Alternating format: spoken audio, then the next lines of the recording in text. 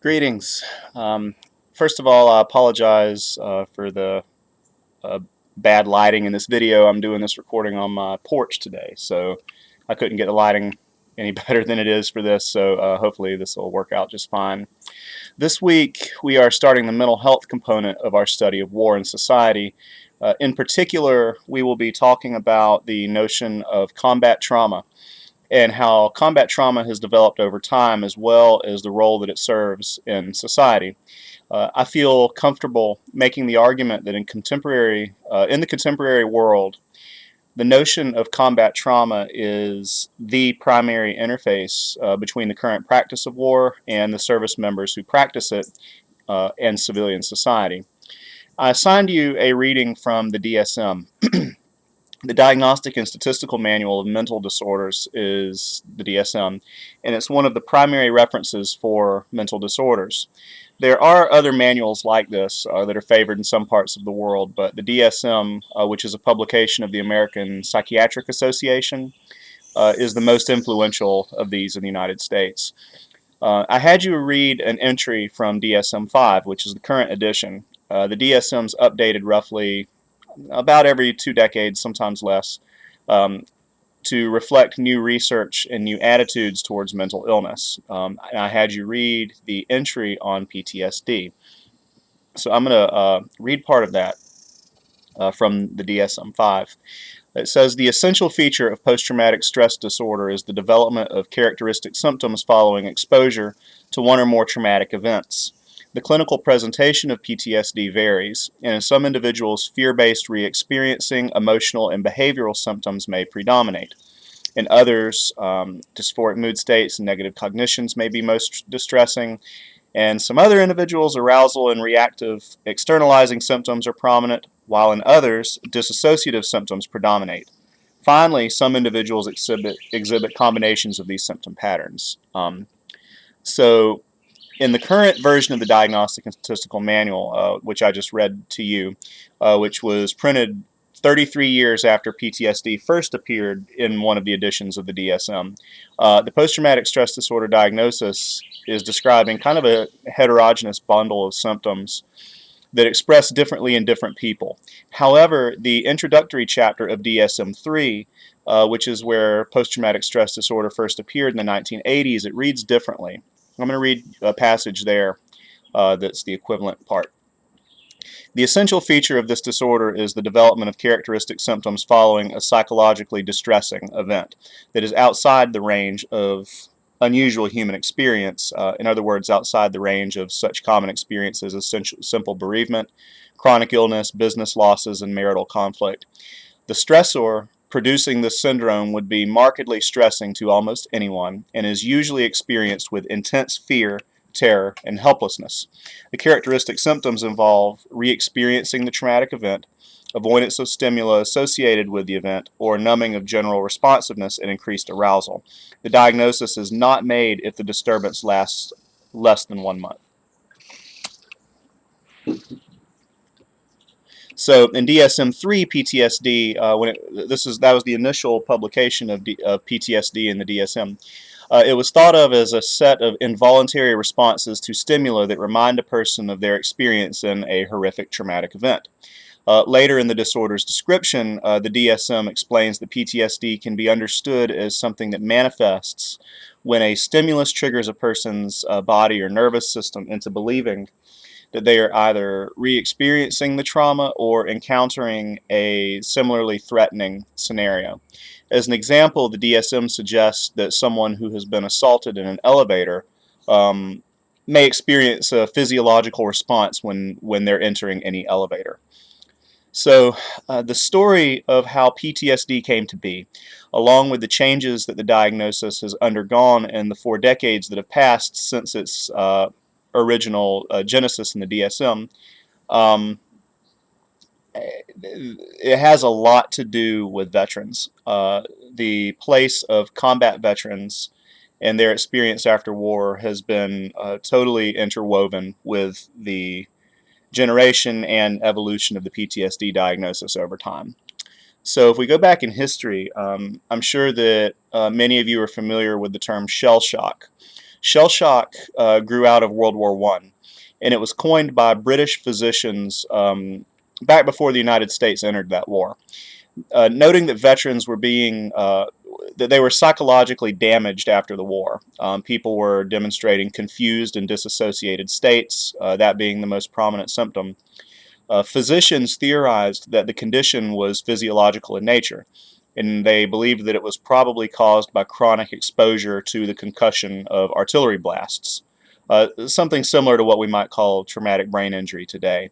When it was observed, however, that there were soldiers who were not regularly exposed to explosions and they were displaying these same symptoms, what happened was many military leaders just dismissed the diagnosis in its entirety, and they preferred to ascribe the condition to cowardice and personal weakness. Um, However, at that time, it's notable that Sigmund Freud argued that there is a psychological basis to this shell shock response. When he was called in once as an expert witness in a trial where several veterans had been mistreated by physicians. Unfortunately, or however you want to see that, Freud's perspective did not find favor within military culture until the second half of the 20th century. So the first edition of the DSM was published in 1952. And DSM-1 did have an entry for something that was called gross stress reaction. It was listed as a mental diagnosis, and it noted that exposure to war was a possible cause. In DSM-1, gross stress reaction was listed as something distinct from neurosis and psychosis, and it was explained that people exhibiting this their symptoms should fade away over time after they were no longer exposed to the traumatic situation.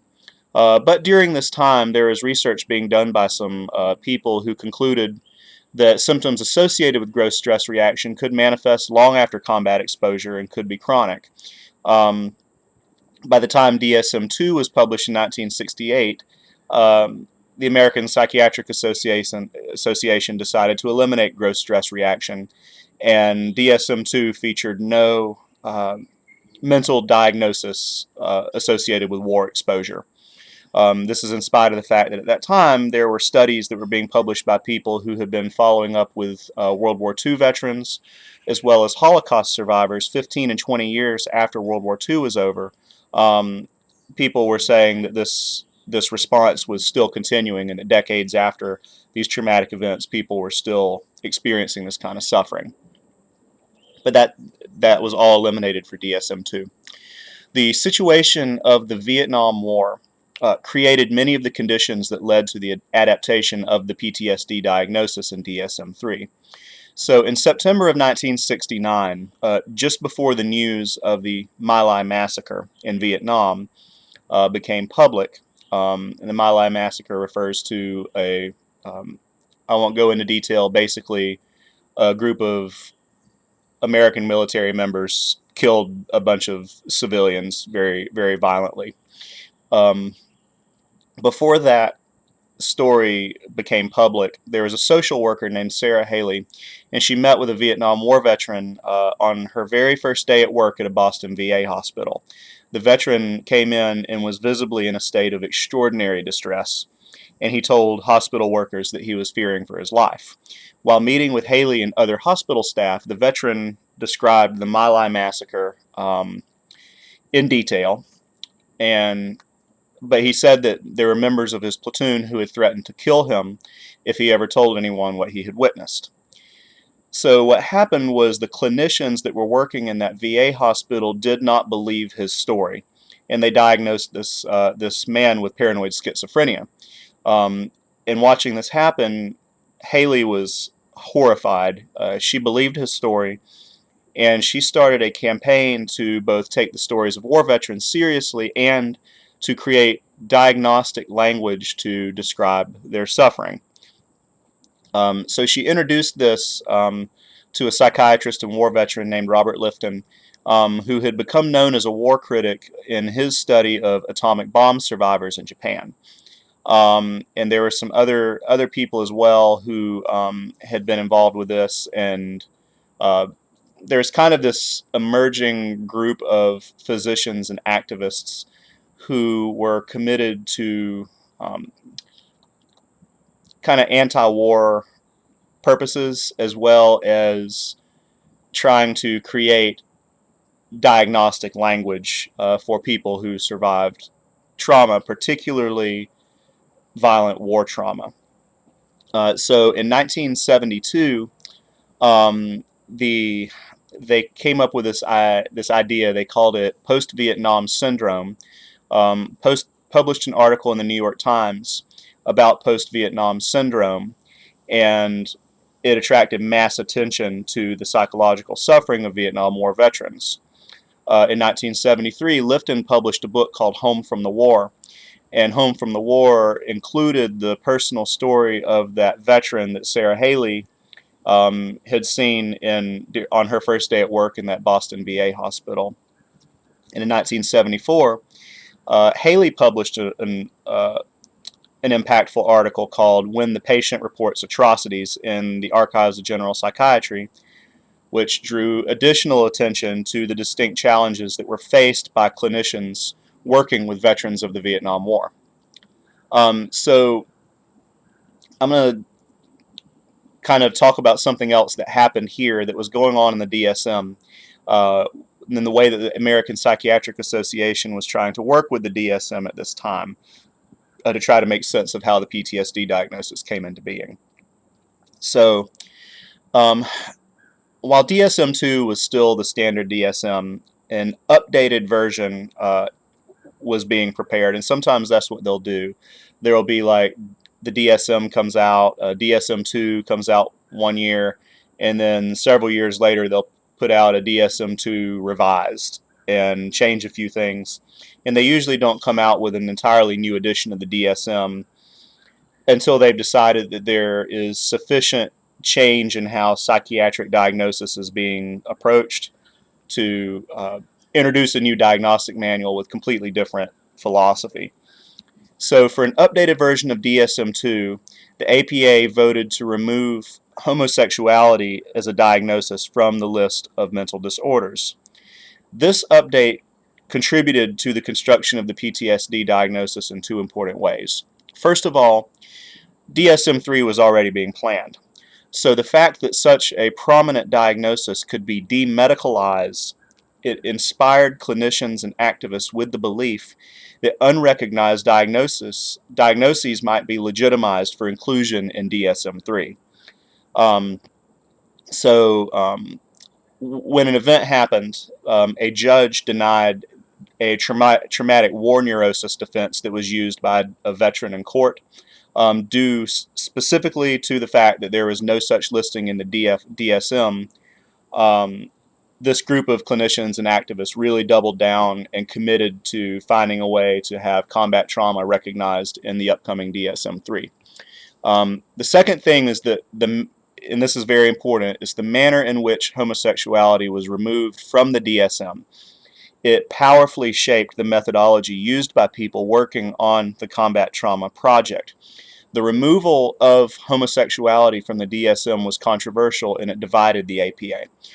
Removal of that diagnosis was criticized by some APA members who believed that homosexuality was a diagnosable and potentially treatable disease. These members argued that the removal of this diagnosis was a triumph of politics over science. On the other hand, when advocates of the homosexuality diagnosis managed to replace it with a new diagnosis called sexual orientation disturbance that pathologized non-heteronormative sexual orientations in cases where people's lives are disrupted, people who supported removing all of these diagnoses said that this was a triumph of politics over science. So one of the most influential people in the development of the DSM-3 was a psychiatrist named Robert Spitzer. And Robert Spitzer supported the delisting of the homosexuality diagnosis. However, the complexity of the way that psychiatric diagnosis happens and the scale of this controversy led Spitzer to insist on a very rigorous scientific approach towards DSM classification. And Spitzer's scientific method was a major factor in how combat trauma would eventually be framed for DSM-3. So Spitzer declared that for DSM-3, a task force would develop it that would be entirely free of anyone who had worked on DSM-2. They would have an entirely new intellectual inspiration that was derived from a German psychiatrist, um, an old German psychiatrist named Emil Kraepelin. Um, and to describe what that approach is, there are three concepts to kind of a Kraepelinian approach to psychiatry. One is that mental disorders should be best understood um, by analogy with physical disease. Kraepelin's view was that medicine's progress against infectious disease took off only after received ideas about generic causes and processes were rejected. For example, the idea that someone was sick because of bad air, or because of their humors being crossed up or something like that. And researchers redirected their attention towards discovering the specific causes of specific syndromes. Medicine's historical first step consisted of classifying the different kinds of diseases. Psychiatry must begin here also if it's going to progress beyond its undeveloped condition. That was the first part of the Kraepelinian approach. The second is the classification of mental disorders demands careful observation of visible phenomena. It is only by systemically recording, collecting, and comparing case histories that it's possible to identify the clusters of symptoms that go together from case to case, that follow a discernible course over time, and that lead to predictable outcomes. Inferences based on theories that lack solid empirical evidence or that invoke the operation of invisible mechanisms have to be rejected. In other words, they weren't interested in using kind of Freudian processes, psychoanalytic processes to describe psychiatric diagnosis anymore. So what was common during the DSM-2 era was pretty much every psychiatric diagnosis was attributed to internal conflicts stemming from childhood trauma and things like that, childhood issues with parents. And the Kraepelinian method is saying, no, that's not what's going on. We can only name a psychiatric diagnosis if we can attribute it to specific physical causes. So that leads to the third part of this form of analysis, which was the belief that empirical research will eventually show definitively that serious mental disorders have organic and biochemical origins. While relatively little was known about these causes at the time, that should present no obstacle in classifying mental disorders. On the contrary, classification is necessary to help uncover the processes underhand. So what happened here was the APA decided to adopt the Kraepelinian method, which represented the adaptation of a disease model of mental illness that roots psychiatric symptoms in testable biological defects and disorders. And this model assumes that the cause of legitimate mental disorder will be consistently observable and recognizable across multiple patients, much like a physical ailment with a known biological cause, and that likewise legitimate treatments for mental disorders should be identifiable through randomized trials with consistent and repeatable efficacy. So basically, the APA, the American Psychiatric Association, was deciding to turn away from psychoanalysis and social theory to describe mental illness and turning towards the use of evidence-based medicine. So going back to the team working on PTSD, in 1975, they approached Robert Spitzer and they requested that a subcommittee be formed to consider post-Vietnam syndrome for inclusion in DSM-3. Spitzer initially responded by just rejecting their request outright. But he eventually reconsidered and said that he would consider forming a new subcommittee if compelling scientific data could be produced that showed that post-combat disorder met the standards of Kraepelinian analysis. So Spitzer noted that work by other contemporary psychiatrists argued that the suffering experienced by Vietnam War veterans could all be classified appropriately under extant diagnoses. In other words, Spitzer didn't believe, he wasn't arguing that veterans coming back from war were not suffering. However, he believed that the suffering they were experiencing could be attributed to other known psychiatric diagnoses and not something specific to combat. So Spitzer challenged the Lifton team to prove scientifically that this premise that he offered was incorrect. So what happened was the working group developed a strategy to expand the diagnosis beyond combat to include trauma more generally.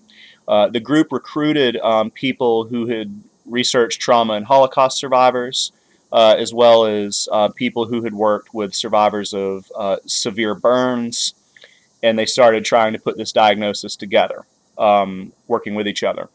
In 1976, the team published their recommendation for DSM-3, and they named their potential entry catastrophic stress disorder, which distinguished between traumas related to man-made disasters and natural disasters. And after feedback and revisions, they made a new presentation to the APA in 1978. Spitzer made the recommendation that they eliminate the distinction between man-made and natural disorder or disasters, in that they rename the diagnosis post-traumatic stress disorder. And then PTSD appeared in DSM-3 when it was published in 1980. In 1987, DSM-3 was revised into DSM-3R, and with it the PTSD diagnosis. There was concern that the original listing was still too unscientific, and that it listed miscellaneous symptoms and not sufficiently, it didn't sufficiently demonstrate the biomedical connection to traumatic experience. The 1987 revision made it explicit that PTSD symptoms other than flashbacks and avoidance behaviors must be understood as derived from autonomic arousal response to triggers. Likewise, though guilt was mentioned as a diagnostic criterion in the 1980 version of DSM-3, the 1987 version deemed guilt to be an associated feature, and it no longer listed guilt as a symptom for that. So the demands of the APA, along with the particular socio-political context of the Vietnam War, constructed a PTSD disease that could only be legitimately understood as a cluster of symptoms connected to a specific traumatic event through neurological pathways. The extant diagnoses that post-war suffering were attributed to prior to the establishment of PTSD were considered non-compensable because they could not be proven to be service-connected. That would include things like depressive disorders and substance abuse disorders. So you might see that as a caveat to the PTSD diagnosis. Once they said, here, this is PTSD, this is a service-connected condition, then veterans who were experiencing things like depression before had been receiving service-connected compensation and no longer could unless they had PTSD. So today, PTSD acts not only as a diagnostic product, but also the primary lens through which military combat experience gets translated to both the civilian world and soldiers themselves. So in this way, PTSD is both a gateway to legitimacy and the necessary sign to communicate any form of post-military combat distress. So in summary, it has long been observed that veterans are often not okay after war. Early attempts to medically legitimize this suffering, things such as shell shock during World War I, tried to associate the suffering with unseen physical injuries, such as from exposure to bomb blasts. However, the reaction of society then, and throughout most of this history, has been to dismiss the sufferers of this kind of suffering as weaklings, people who are not strong enough to just man up and get over it. And during the Vietnam War, some clinicians and activists began to try to work together to create a new diagnostic category which they were going to call post-Vietnam syndrome. They perceived this form of suffering to be inspired by exposure to atrocities at war. However, getting their diagnosis approved required them to describe the condition sort of like shell shock theory back in World War I, as being the result of some sort of physical response. In doing this, they created the PTSD diagnosis, and it was no longer exclusive to war experience, but it was described as being a physiological response to extreme fear. So my point here is not to try to tell you that PTSD is not real. Personally, I believe that PTSD is in fact real. However, the point that I want you to understand is that the PTSD diagnosis emerged as the result of a set of cultural negotiations. There was, on one hand, veterans who were experiencing psychological suffering after war, and on the other hand, there were anti-war activists who wanted to expose the damage that war per se does to people. And they were originally conceiving of this diagnosis as a kind of human recoil against viewing or perpetrating wartime atrocities. On another hand, there was and still is the public who are very skeptical and tend to dismiss psychological suffering among all people as being a character flaw. It's a kind of ableism that seems to be inherent in our society. On another hand, yet, there were clinicians and the institution of psychiatry that was in a moment of both trying to make mental illness and psychological suffering legitimate for the public, but were also trying to do so by making mental illnesses analogous to physical disease. The PTSD diagnosis serves a very important purpose in our society. It has made trauma-related suffering legitimate, and it has made resources available to millions of people who are suffering from all kinds of traumas. However, using anthropological analysis, which is what we want to do here, what I want you to see is that the PTSD diagnosis is the result of this negotiation by several parties, and it is inflected by multiple social and cultural factors.